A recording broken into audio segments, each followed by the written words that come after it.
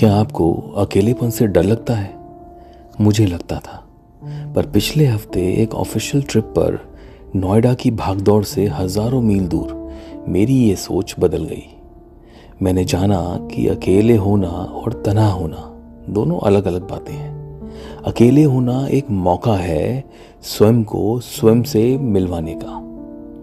हमारी संस्कृति में कहा गया है आत्मविचार। भगवान शिव भी श्री कैलाश पर्वत की चोटी पर अकेले बैठते हैं, पूरी ब्रह्मांड की जिम्मेदारी से भागने के लिए नहीं, बल्कि स्वयं को स्वयं से मिलवाने और जानने के लिए। क्योंकि जो शख्स खुद की खामोशी से दोस्ती कर लेता है, वही अपनों की हर धड़कन महसूस कर पाता है। क्योंकि भीड़ में हम दुनिया को सुनते हैं, पर एकांत सॉलिट्यूड में हम उस ईश्वर को सुनते हैं जो हमारे अंदर है। मैं आज आपके साथ अपना एक इंसिडेंट और एक्सपीरियंस शेयर करूंगा जो इस विचार से 100% मेल खाता है और आप सभी इससे रेजोनेट जरूर कर पाएंगे। मुझे एक बिजनेस ट्रिप के लिए आउटसाइड कंट्री जाना था। अपनी मीटिंग्स खत्म करने के बाद वहां अकेले बैठकर मैं फ्लैशबैक में गया। याद आया नोएडा का मेरा वो शॉपिंग मॉल का ब्यूटीफुल एक्सपीरियंस। मेरे पेरेंट्स जो काफ़ी टाइम से मुझे कुछ देना चाहते थे, गिफ्ट करना चाहते थे, और मेरी बेटी दादा दादी के फुल सपोर्ट में तैयार रहती थी। उस दिन मैंने ड्राइव नहीं की, मैंने उनकी बात मानी।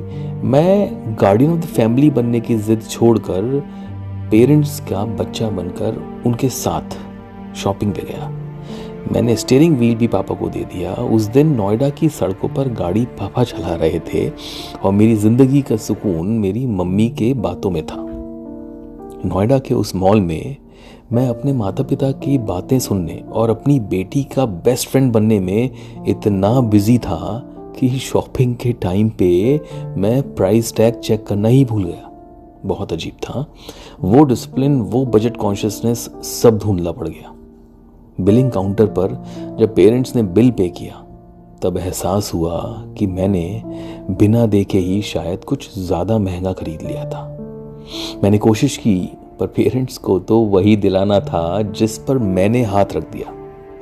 कुछ हफ्तों बाद इस ट्रिप पर अकेले जब मैंने रेट्रोस्पेक्ट किया, पीछे जाके सोचा, तो पहले लगा कि मैंने तो ऐसी गलती पहले खुद के लिए कभी नहीं की, तो इस बार कैसे मिस हो गया। फिर याद आया वो सारा इंसिडेंट और उसमें रिश्तों का महकना, चहचहाना, माता पिता के चेहरे का वो सुकून और खुशी देखकर लगा कि उस कीमत में उन्होंने अपना वही नन्हा सा जहां वापस पा लिया था, जो बरसों पहले बिना जिद किए ही सब कुछ पा लेता था। वाकई में मैं उस दिन अपने पेरेंट्स का छोटू बच्चा ही बन गया था। मैंने उस दिन प्राइस टैग नहीं देखा, क्योंकि मैं रिश्तों की वैल्यू देख रहा था। हिसाब किताब में अक्सर मोहब्बत पीछे छूट जाती है। जिंदगी में हर वक्त गार्डियन या मैनेजर बने रहना बिल्कुल ज़रूरी नहीं है दोस्त। कभी कभी खुद से मिलने के लिए अकेले निकल जाइए, ताकि आप ये समझ सकें कि अपनों से जुड़ने के लिए हिसाब की नहीं, एहसास की ज़रूरत है। जिंदगी की रेस में इतना मत भागिए। पता तो सबका हो, पर पता खुद का ही ना रहे। आत्मविचार कीजिए, खुद को पाकर अपने में खो जाइए। हिसाब बहुत ज़रूरी है, पर हर बार नहीं।